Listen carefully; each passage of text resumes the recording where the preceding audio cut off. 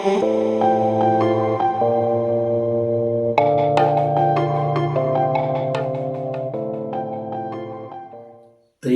ദൈവത്തിന് മഹത്വം ഉണ്ടായിരിക്കട്ടെ. വീണ്ടും പ്രഭാതത്തിലേക്ക് ഏവർക്കും സ്വാഗതം. മത്തായിയുടെ സുവിശേഷം 1-ാം അധ്യായം അതിൻ്റെ 24-ാം വാക്യം. യോസഫ് ഉറക്കമുണർന്നു, കർത്താവിൻ്റെ ദൂതൻ കൽപ്പിച്ചതുപോലെ ചെയ്തു. യോസഫ് ഉറങ്ങുകയാണ്. എന്നിട്ട് ഉറക്കമുണർന്ന് കർത്താവിൻ്റെ ദൂതൻ കൽപ്പിച്ചതുപോലെ ചെയ്തു.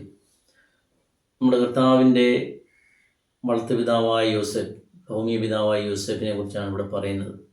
നമുക്കറിയാം, യോസഫ് ദാവീദ് കുലത്തിൽ പറഞ്ഞവനാണ്. ഇവിടെ വേദപുസ്തകം പറയുന്നത് അദ്ദേഹം ഒരു മരപ്പണിക്കാരനായിരുന്നു, തച്ചനായിരുന്നു എന്നാണ്. അദ്ദേഹം വിവാഹം കഴിക്കാൻ പോവുകയാണ്. വിവാഹ നിശ്ചയമൊക്കെ കഴിഞ്ഞു.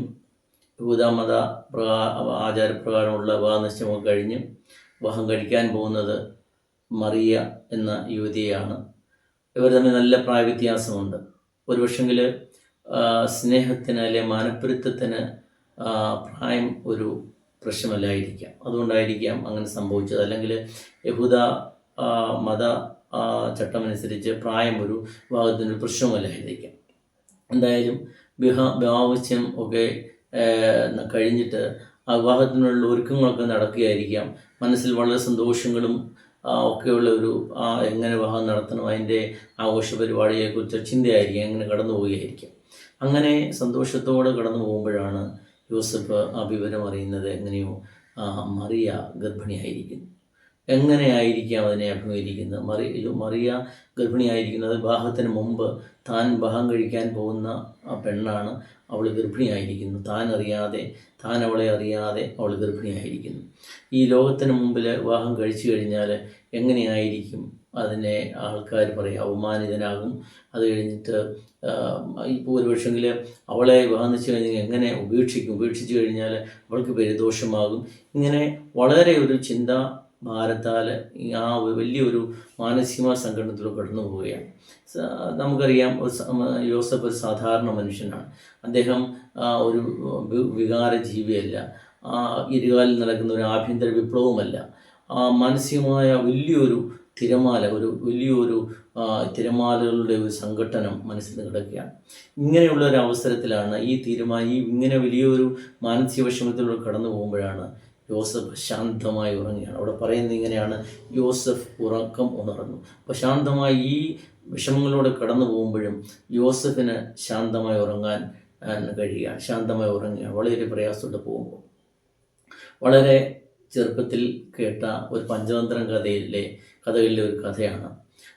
ഒരു സാധാരണ കുടുംബം, അവർ താമസിക്കുന്ന ഭാര്യയും ഭർത്താവും ചെറുപ്പക്കാരാണ്.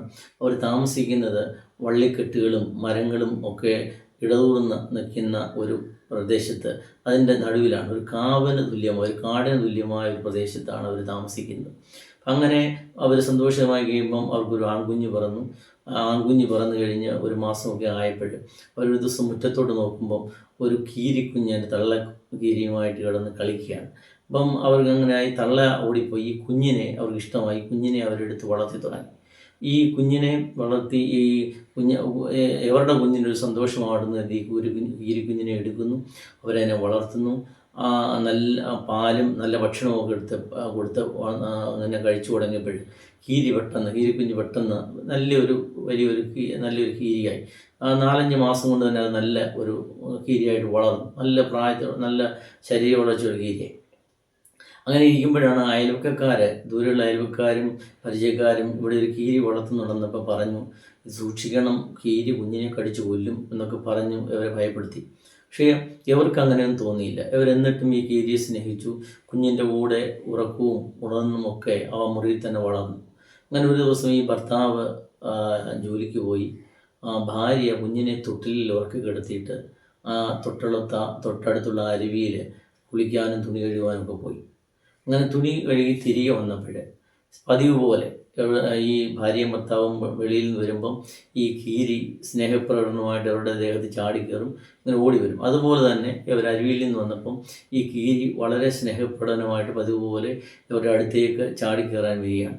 അപ്പം ഇങ്ങനെ അവർ ചാടിക്കയറി വരുമ്പോൾ ഈ സ്ത്രീ യുവതി നോക്കിയപ്പോൾ ഈ കീരിയുടെ ചുണ്ടിൽ ചോര മുഖത്ത് ചോര, ശരീരമാസകലം ചോര. ഇവർ പെട്ടെന്ന് അയ്യോ എന്ന് പറഞ്ഞു, എൻ്റെ കുഞ്ഞിനെ കൊന്നല്ലോ എന്ന് പറഞ്ഞിട്ട് ഈ കീരിയെ സ്നേഹത്തോടെ തൻ്റെ ശരീരത്തോട് കയറാമെന്ന കീരിയെ പിടിച്ചിട്ട് ഒരു കല്ലിൽ വെച്ച് ചതച്ചു കൊന്നു. എന്നിട്ട് അകത്തോട്ട് കയറി ചെന്നപ്പം അവിടെ കണ്ട കാഴ്ച, കുഞ്ഞ് തൊട്ടിലിൽ പുഞ്ചിരിച്ചുകൊണ്ട് കിടക്കുന്നു. താഴേക്ക് നോക്കിയപ്പോൾ ഒരു മൂർഖൻ, വലിയൊരു മൂർഖൻ പാമ്പിനെ കടിച്ച് കഷ്ണങ്ങളായി താഴെ കിടക്കുകയാണ്. അവിടെ സത്യത്തിൽ സംഭവിച്ചത്, ഈ സ്ത്രീ കുഞ്ഞിനെ ഉറക്കി കിടത്തി അരുവിയിലേക്ക് പോയപ്പം ഒരു മൂർഖൻ പാമ്പ് കയറി വന്നു. കുഞ്ഞിൻ്റെ അടുത്തേക്ക് വന്നപ്പം ഈ കീരി അതുമായിട്ട് മൽപ്പിടുത്തമായി. കഠിനാധ്വാനത്തിലൂടെ ഈ കീരി അതിനെ കടിച്ചു കൊന്ന് പീസാക്കി. ഇങ്ങനെ ഇരിക്കുമ്പോഴാണ് ഈ അമ്മ വരുന്ന പെരുമാറ്റം കേൾക്കുന്നത്. സന്തോഷത്തോടെ ഈ കീരി പറയാൻ വരികയാണ്, പക്ഷെ സംസാരിക്കാൻ അറിയത്തില്ല. ഞാൻ കുഞ്ഞിനെ രക്ഷിച്ചു, ഒരു പാമ്പ് വന്നു, ആ പാമ്പിനെ ഞാൻ കൊന്നു എന്ന് പറയാൻ, സന്തോഷത്തോടെ പറയാൻ, ക്ഷീണിച്ച് ആ പാമ്പുമായിട്ടുള്ള മൽപ്പിടുത്തത്തിൽ ക്ഷീണിച്ച അവശനായി ഇങ്ങനെ വരുന്ന കീരിയെ കാണുമ്പോഴാണ് ഈ കൊന്നല്ലോ എന്ന് കരുതി പെട്ടെന്നൊരു തീരുമാനമെടുത്ത് കീരിയെ കൊല്ലുന്നത്. പ്രിയമുള്ളവരെ, നമ്മുടെയൊക്കെ ജീവിതത്തിലും പെട്ടെന്ന്, അതായത് കാര്യമറിയാതെ നമ്മൾ പ്രതികരിക്കും, അല്ലെങ്കിൽ തീരുമാനമെടുക്കുമ്പോൾ നമ്മുടെ ജീവിതത്തിൽ മൊത്തം നമ്മളെ തകർക്കുന്ന, ജീവിതത്തെ മൊത്തം വേട്ടയാടിക്കൊണ്ട് ഇങ്ങനെയുള്ള പ്രശ്നങ്ങൾ, വിഷമങ്ങൾ, ആ കുറ്റബോധങ്ങൾ നമ്മളെ ഭരിച്ചുകൊണ്ടിരിക്കും. എന്നാൽ ഇവിടെ ജോസഫ് ചെയ്തെന്താണെന്ന്, ഇങ്ങനെ ഒരു മാനസികമായ സംഘടന വന്നും തിരമാലകളുടെ വേലിയേറ്റം നടന്നുകൊണ്ടിരിക്കുകയാണ്. ആ വേലിയേറ്റം നടന്നിരിക്കുമ്പോഴും ശാന്തമായി ഉറങ്ങി. ആ ഉറങ്ങിക്കഴിഞ്ഞ് ഒരു തീരുമാനമെടുക്കാൻ, ആ ഒരു തീരുമാനമെടുക്കുന്നു. അത് കഴിഞ്ഞ് ആ തീരുമാനത്തിനെ നമ്മൾ കൃത്യനിർവഹണം പൂർത്തിയാക്കണം. അതിനിടയിൽ ഒരു ഇടവേള, അതൊരു ശാന്തത എന്നാണ് പറയുന്നത്. ആ ഇടവേളയാണ് നമ്മൾ ജോസഫിൽ കാണുന്നത്. നമ്മൾ പെട്ടെന്ന് എന്തെങ്കിലും ചെയ്യുന്നതിന് മുമ്പ്, ഒരു തീരുമാനമെടുക്കുന്നതിന് മുമ്പ് ഒന്ന് തീരുമാനിക്കുക. ആ തീരുമാനമാണ് ഇവിടെ കാണുന്നത്. ആ തീരുമാനത്തിൽ ദൈവം യോസഫിന് പ്രത്യക്ഷപ്പെടുകയാണ്. ദൈവത്തിൻ്റെ ദൂതൻ പ്രത്യക്ഷപ്പെട്ട് അവിടെ ചെയ്യാനുള്ള കാര്യങ്ങൾ പറയുന്നുണ്ട്. അതുപോലെ യോസഫ് ചെയ്തപ്പോൾ ദൈവഹിതത്തിന് വേണ്ടി അല്പം ശാന്തതയോടെ ആ ദൈവത്തിന് വേണ്ടി കാത്തു നിന്നപ്പോൾ നടന്നത്, രക്ഷാകരമായ പദ്ധതിയിൽ യോസഫും ഒരു സാധാരണ തച്ചൻ പങ്കാളിയാവുകയാണ്, ഭാഗവാക്കാവുകയാണ്. യേശുവിൻ്റെ ലൂക്കോസിൻ്റെ സുവിശേഷത്തിൽ പറയുന്നത്, യേശുവിൻ്റെ പിതാവെന്ന് അവർ ചിന്തിച്ചു. ലോകം പറയുകയാണ് അവനാണ് യേശുവിൻ്റെ പിതാവ്. ഈ ദൈവപുത്രൻ്റെ പിതാവെന്ന് ലോകം ചിന്തിക്കത്തക്കവണ്ണം അതുപോലെ ഉള്ളൊരു സ്ഥാനത്തേക്ക് ഈ ജോസഫ് ഉയരുകയാണ്. അപ്പോൾ എന്തുകൊണ്ടാണ് അങ്ങനെ ദൈവത്തിൻ്റെ രക്ഷാകരമത്തിൽ ഭാഗവാക്കാകുന്നത്?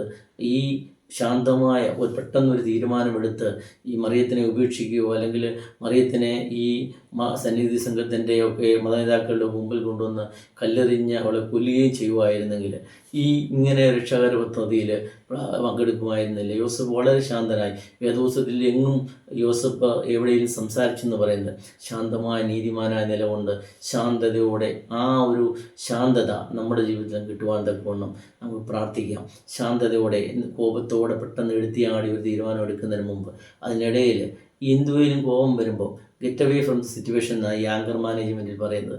ആ സിറ്റുവേഷനിൽ നിന്ന് മാറി ഇന്ന് ഒന്ന് അല്പം വേറിട്ട് ചിന്തിച്ച് അല്പനേരം ദൈവീയമായ ധ്യാനം, അതാർക്കും സാധ്യമല്ല, അത് സാധിച്ചെടുക്കുവാൻ വേണ്ടി നമ്മുടെ ശാന്തതയോടെ യോസഫിനെ പോലെ മാനസിക സംഘടനകളൊക്കെ വരുമ്പോൾ ശാന്തമായി ഒന്ന് ഉറങ്ങി എന്താണ് തീരുമാനമാണ് ദൈവമേ എന്ന് പറയുമ്പോൾ ദൈവം തന്നെത്താനെ നമുക്ക് തീരുമാനം തരും. പിന്നെ അപ്പോഴാണ് ആ തീരുമാനങ്ങളാകുമ്പോൾ നമ്മൾ ദൈവത്തിൻ്റെ രക്ഷാകര പദ്ധതിയിൽ നമ്മൾ പങ്കാളികളായി തീരുന്നത്.